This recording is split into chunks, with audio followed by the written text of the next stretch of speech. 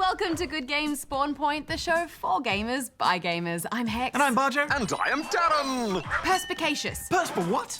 Definition analysis. Perspicacious. To be observant. That's right, Darren, and we're going to have to be really observant when searching for clever words today in Letter Quest Grimm's Journey.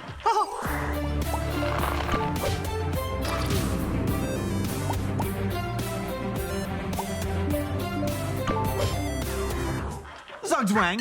Oh, isn't that a chess term for when a player has to take their turn but doesn't want to have to move? That's right, Hex, and you want to make sure you're making all the right moves in Stikbold, a dodgeball adventure.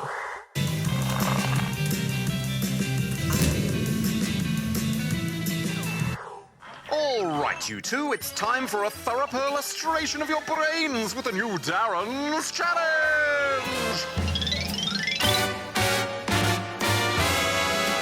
Today, I'm asking you this. The Match 3 game, Bejeweled, was originally a browser-based game called what? Answer at the end of the show! I never knew it was called something else. We're always learning new bits of information from Darren, aren't we? Hey, let's go to Goose for some gaming picks. Goose! Goosey Goose! Goosey! Hey. Erinaceous. Aaron, what? Erinaceous. It's a word or an adjective, actually, that describes anything relating to or resembling hedgehogs. So Sonic the Hedgehog is erinaceous? Correct, Bajo. Sonic is particularly erinaceous. All right, guys, here are my picks for this week. And first up, we have one for you Doctor Who fans out there. A team of researchers at the University of Bristol have created several devices that allow them to levitate objects, one of which they're calling a sonic screwdriver. The devices use something called acoustic levitation, which I assume uses some sort of black magic, and allows them to hold and control objects floating in mid-air. Impressive stuff. And next up, if you thought the idea of a Tetris film was far-fetched, get ready to see a ninja take down some villainous fruit. Yes, the Aussie-made fruit-slashing mobile hit Fruit Ninja is being turned into a feature-length film. And it's apparently going to be a live-action family comedy. What won't they be able to think of next? But finally, for today, we have a bit of an announcement. We're changing things up a bit for my weekly gaming picks from you spawnlings. So, starting from this week, I'm going to hand out specific challenges for you all. And not only will you potentially have the chance of seeing your creations on the TV, but there'll be some special little prizes on the line too. So, for my first challenge, I've been inspired by the recent reveal of the new Pokemon starters. So, I challenge you all to create your very own original Pokemon. You can draw them, build them in Minecraft, out of Lego or Play-Doh or whatever you want, just be sure to include their name and their stats. So if you'd like to take part in the challenge, then you can go here to find out more and submit your creations. But that's all for now, back to you guys in the studio. Serinaceous, Erinaceous? Carinaceous, I can't even remember the word. Thanks, Goose. Letter Quest Grimm's Journey is an indie game that was inspired by PopCap's Bookworm adventures. It was originally released for PC a few years ago, but now it's been re-released for console in this remastered version. It stars a hooded Grim Reaper and expert wordsmith named Grimm, who begins his adventures seemingly just wanting some takeaway pizza. However, his path is continuously blocked by monsters who must be defeated with the power of words. It's a strange mashup of Scrabble and Boggle with some RPG elements, isn't it? Exactly. You basically have to find the best words possible. The longer they are, the more damage they will deal. There are a number of other variables in play too. Letters that are harder to use add more damage. There are also coloured tiles that can grant you a buff. And then there are letters that get locked from use, turned upside down, or even toxic to use, hurting you if you use them. I just love this simple word puzzle gameplay because your path to victory lies in your own skill with the English language. Thinking hard to find the longest word you can or figuring out a way to use a tricky letter like a Q or a Z is a fun challenge. Plus, there's even strategy to which letters you use up in a turn, because they partially refresh when you play your word. It's also fun to just click on letters in the hope that you might stumble on a word that you don't already know. Because the game will tell you the definition and you can learn something along the way. I thought it was clever that some enemies can't be damaged unless you adhere to certain conditions, such as only being able to use 4-letter words or needing to start a word with a vowel. It just helps to mix things up and stops the game from feeling too repetitive. On top of this are added challenges with time limits and tougher enemies. Oh, and the game's RPG elements include health potions, better gear and books to purchase and equip, all which work to improve your character's attack and defense. That's right, Darren. It makes going back to clear some earlier challenges easier. Sometimes I would stare at the screen for ages, and then suddenly I'd see a good word. Yeah, language power! Woohoo! I was disappointed to discover that noob was not an acceptable word. What an outrage! Well, to be fair, Darren, it's not in the dictionary. Maybe not here on Earth, but it is in the Galactic Space Dictionary. Maybe they'll add it in a patch. What do you think overall, Hex? Well, I think if you like wordplay, then I'd definitely recommend this. It probably needed a bit of a better story layer, but there's some nice challenge here, so I'm giving it 3.5 out of 5 rubber chickens. Well, I do think Bookworm Adventures is a little bit more polished, but this is still good fun. I'm giving it 3.5 as well. Now it's time for some more strategy, sirs, with Goose and me. Roll the tape, please.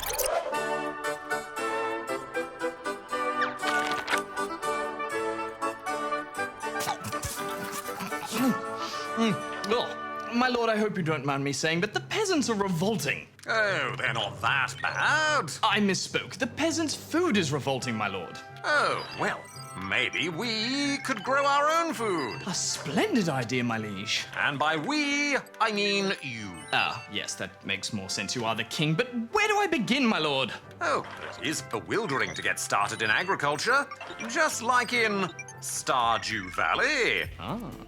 Now, the trick to getting the most out of Stardew Valley is to manage your time and your energy. Whenever you're not in a menu, time passes and it passes quickly. Walking from place to place can take hours, and if you're caught out past 2 a.m., you'll pass out. And the doctor will bill you for taking you home. So, when you're out and about or foraging in the mines, make sure you leave with enough time to get home. Be mindful of the crafting options at your disposal and upgrade your tools as soon as you can. Yes, pretty much everything you can find is useful, and your carrying capacity is limited. So early on, you'll want to use 50 wood to build a chest. Be sure to water and fertilize your crops. A copper watering can will water 9 squares on a 3x3 grid. So make sure to plant your crops in 3x3 grids. Yes, it does pay to add value to the goods that you'll be selling. So instead of just selling eggs, you can make more money if you build a mayonnaise machine and sell mayonnaise. Whatever mayonnaise is. Foraging spots regenerate every day. If you want to access a special foraging zone, head down to the beach area and spend 300 wood to repair the bridge. You'll get access to a rich source of shells and coral that you can sell to the fishermen. Ah, yes, there are loads of crafting combos and tips and secrets to discover. In fact, far more than we have time to discuss, my lord. But even though what you can do each day is limited, you have an unlimited number of days to play with. So don't stress. Settle into the rhythm of country life, gradually upgrade all your gear, and you'll get the hang of things soon enough. My liege, behold, the first pick of our latest harvest. Okay, let's get into these questions. And first up, we have this one from Baxter, who is in Sydney, New South Wales. Hi, is there going to be a new Disney 3.0 and a new game like Minecraft? P.S. You guys are the best. No, you're the best, Baxter. But as Goose reported the other week, Disney has cancelled the Infinity Games. So there aren't going to be any new ones in the series. Yeah, there are a couple of new playsets and toys still coming out for Alice Through the Looking Glass and Finding Dory, though. But then that's it for the series, unfortunately. But as for new Minecraft-type games, well, you're more than in luck there. It seems like every third game coming out these days is trying to copy Minecraft in some way. Yeah, there's loads of them. Too many to list, almost. But one we've been keeping an eye on is Dragon Quest Builders, which looks like a slightly more polished, single-player focused take on the Minecraft formula. And that's already out in Japan and getting some great reviews. Sadly, we don't have a local release date or even confirmation on whether it will be getting a local release. But given how popular Minecraft is, I'd imagine they'll bring it over at some point. But other than that, we're always keeping an eye out for any interesting games that are a little bit like Minecraft, since we know a lot of you love those kinds of games. So if we see any good ones, we'll be sure to review them for you here. Indeed, never stop watching. But let's move on to this one from Catherine, who is in Wellard in the ACT. Dear GGSP, I am the princess of all gamers. I have 2 questions for you. Also, let Darren hear this. 1. If you ever got to choose your favorite controller, then what would you choose? 2. Why is Mario a hero? Because I saw videos of Mario being evil. If you don't answer these questions, I will ban all video gaming! From the Princess of Gaming. Hex do these. Yeah. And also, I am the Queen of Ribbits. Also, if you don't answer these questions, I will also put you in the non-gaming dungeon. And I will steal all your games, and Darren will go to the change into a human dungeon. Well, Princess of Gaming and Ribbits, beep boop. For me, it's gotta be keyboard and mouse. You just can't beat the precision, accuracy, and versatility of that classic combo. Well, I don't think that really counts as a controller, though, a keyboard and a mouse. Well, they control games, don't they, Hex? Yeah, but controllers have, like, thumbsticks and triggers and buttons and D-pads and stuff. Yeah, well, let's see what Darren thinks about it. I think you find there's a lot of buttons on a keyboard. Hello. Darren, how's it going? Oh, hello, Bajo. How can I help you? Well, would you say a mouse and keyboard counts as a video gaming controller? Well, of course. They control games, don't they? That's what I said. All right, fine. But anyway, I think I would have to say my favorite controller of all time would probably be the Xbox One controller. It's just exactly what I want a controller to be. Although I do have a soft spot for the Nintendo 64 controller as well, with its weird three-pronged design, but also because it introduced thumbsticks and triggers onto controllers, which are pretty much essential now. Well, that's not technically true, Hex. What? The first controller to feature a thumbstick was a special controller for the Sega Mega Drive called the XE-1AP. While triggers featured on several earlier controllers, such as the Magnavox Odyssey and NES light guns, or the Commodore 64's joystick. Yeah, okay. Well, it was at least the first controller that I ever used that had them, and I would argue it was the controller that popularized them. But how about you, Darren? What's your favorite game controller? Oh, that's easy. It's the PlayStation 2 SingStar microphone. Oh, come on, Darren, as if that microphone counts as a controller. Well, they control games, don't they? Oh, he's got you there. Well, that's a rock-solid argument. While you're here, Darren, the Princess of Gaming was asking if Mario could actually be evil. Well, good and evil can sometimes be just a matter of perspective. I'm sure from a Goomba's perspective, Mario is pretty evil when he chomps on their head. But I think the general perception that Bowser's actions in constantly kidnapping the princess constitute a greater act of evil, which largely justifies any of Mario's actions. I mean, that seems fair enough. But stay on the line, Darren, because we have some Kerbal Space Program questions, and we always need your help with those. And they're from Jebediah Kerman, who is in Kerbal City, outside Australia. Oh, excellent. Fire away. Can you jump, Darren? Affirmative. I can also double jump, triple jump, and quadruple jump. Dear GGSP, this is from Jeb. Stop crashing me, Bajo! I have a few questions. 1. How do you get to other planets on KSP easily? I am always having to wait years to get to anywhere interesting. 2. How do you land planes? You don't want to know how many times I've crashed my planes. 3. Can I have a few tips for interplanetary transfers? Thanks, bye. P.S. If you do not answer, I will throw you into Moho! Or the moon, depends on which I feel like. Ah, well, Jeb, Kerbal Space Program is a surprisingly realistic space travel simulator. As anyone who has ever tried to get to another planet in real life can tell you, there's really no easy way to do it. Yeah, but surely there must be some tips for how to get to other planets a bit more quickly. Well, without the use of modded parts, getting to other planets usually takes quite some time. Just like in real life, even a trip to our closest neighbour Mars takes around 6 to 8 months at least, while a trip to Pluto took the New Horizons probe about 10 years to make. Space is very, very, very big, and the same sort of time and distances are involved in KSP spaceflight. But the main factor to consider in ensuring you have the quickest journey possible is to simply pick the right time and alignment of planets to make your interplanetary transfer. Well, how are we supposed to figure out when that is?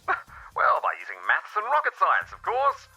Well, sure, but what if, say, we aren't robots and we're not good at maths and rocket science? Oh, you humans do have rather simple brains, don't Hey. you?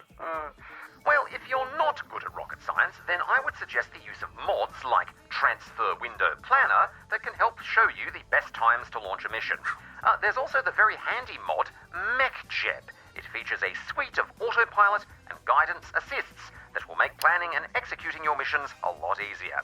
Or there are also plenty of online calculators available that can help you plan out an effective mission if you'd rather not use mods. Well, that all sounds extremely complicated, but how about some tips for landing planes? Not that I need any tips. Landing planes because I'm an ace pilot and space captain, of course. Bajo, just admit that you're terrible at KSP already. Yeah, terribly good at it. But how about you give us some tips anyway, Darren? You know, just for everyone else, not me. Well, landing a plane isn't too complicated. The main things to take into account are your angle of approach and your speed. For a successful landing, you want to hit the ground at a slow speed and at a shallow angle. If you come in too fast and too steep, you're going to crash. So, as you're coming into land, line up the runway and aim for the end of the runway. Then cut your throttle down as low as you can without stalling. Then, just before you hit the runway, cut the throttle and hit the brakes when you touch down. Well, thanks so much for your help today, Darren, but I think we're going to move on to our last question for the day now. Anytime. Goodbye. Oh, wait, not so fast. This last question is actually a complaint against you from the robot Terminator, who is at war with robots in New South Wales. Hello, GG, in a evil voice. Last week, Darren said that Xbox would get enhanced. But I have been researching and Xbox said I want to move forward in big numbers. Which means a massive upgrade. Don't a 0.5 upgrade, so to conclude, you have to drink from the noob cup. Read this or be terminated. Thanks. Busted, custard, mustard. What do you have to say about that, Darren? Well, Mr. Terminator, you are right. The head of Xbox, Phil Spencer, did indeed say that he wanted to move forward in integers. But he also said earlier, and I quote, "When you look at the console space, I believe we will see more hardware innovation in the console space than we've ever seen. You'll actually see us come out with new hardware capability during a generation." Hang on. So he said that he wants to both move forward in big numbers, but still improve the hardware in the middle of a generation? Affirmative. I agree it's a mixed message he's sending out, but there are strong indications that some new form of Xbox One hardware is currently in production. Now, what form that hardware will take isn't clear for now. It may be an improved or slimmed down Xbox One, it may even be essentially a new console, or they may possibly make add-ons for the current consoles that could improve its performance. Or maybe they're making all of that stuff. But most people agree if Sony releases a PlayStation 4.5, which seems very likely at this point, Xbox will be forced to release a product to compete with it. Okay, well, that all sounds like a lot of speculation to me, so take all of that with a big grain of salt until anything official gets announced, Spawnlings. But anyway, on that note, I think we're actually out of time for this week, so thanks so much, Darren. Hi, Darren. And if you'd like to ask us a question, then you can send it in here. Back to the studio, Hex? Yeah. Let's go. I must say, Bajo, the stains on your shirt look post-gentacular, What does that mean, Darren? pertaining to breakfast. Hey, Bajo, Darren, What? dodge this. Hey! Oh, careful my antennae. Sorry, guys, I'm just getting into the dodgeball spirit for our review of Stikbold, a dodgeball adventure.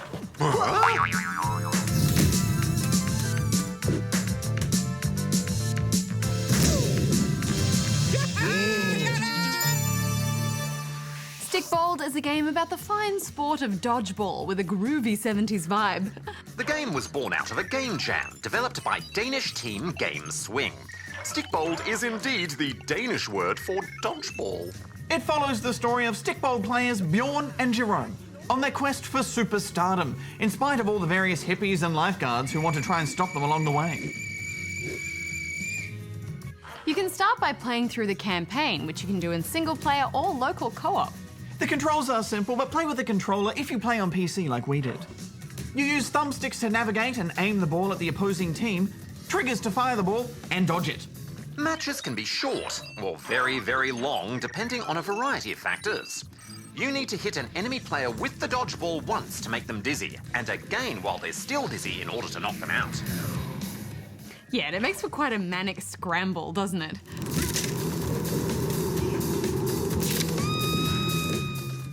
And I often found that once the other team had the ball, it can be hard to get it back off them. Because each time they throw it, it bounces back at them so that they can just keep making repeat strikes. Yeah, you need to start developing a good interception strategy to break the cycle. But as each round progresses, environmental challenges will start to pop up in the dodgeball ring as well, which adds a whole new level of stress to the game. Yeah, for example, the level where we were playing against those hippies. There was a giant hippie van that would come whizzing around the track. And the dodgeball action in the ring is so frantic, it's hard to keep track of external dangers as well. Once you've defeated an enemy team, there will be an additional challenge or boss fight to complete, like preventing these lifeguards from getting to your precious inflatable whale. For me, this was at its best when the games were fast-paced and the rounds were snappy. However, some of these matches felt like they just went on for way too long. In order to win, it's the first to 3, but if you win 2 and the other team win 2, then you have to play 5 matches of the same map in order to win. And that's if you win. If you fail, you have to start all over again.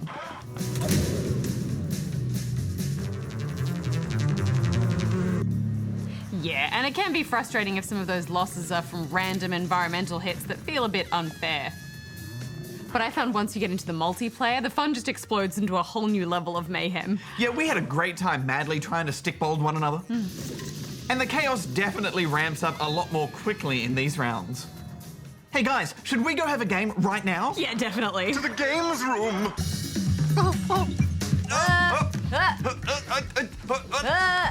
I got it! I'm dizzy! Dash, Bajo, dash! Oh yeah, here we go! Okay, 1-all.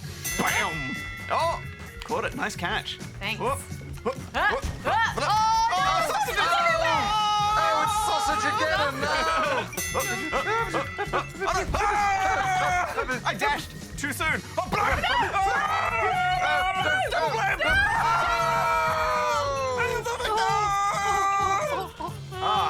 Oh, good game, Hex. Yeah, good job. Good game. Oh, that was heaps of fun. Indeed. Slippery puddles, tornadoes, giant whales. You simply never know what's going to come flying at you.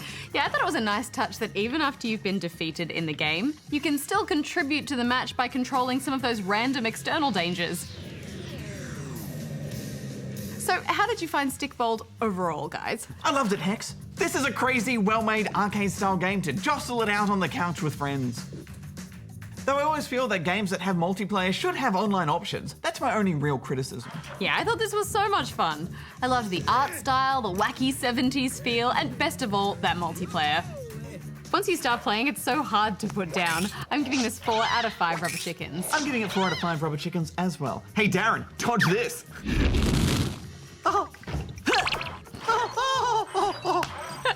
Well played. You didn't dodge it, Bajo. Well, we are almost at the end of the show, so Darren, it's time for the answer to your challenge. Affirmative. At the start of the show, I asked you this. The Match 3 game Bejeweled was originally a browser-based game called what? And the answer is Diamond Mine! No, I remember Bejeweled was one of the first games I played in HD on the old Xbox 360. Good times, good times. Next week on the show, it's the isometric puzzle action of Lumo.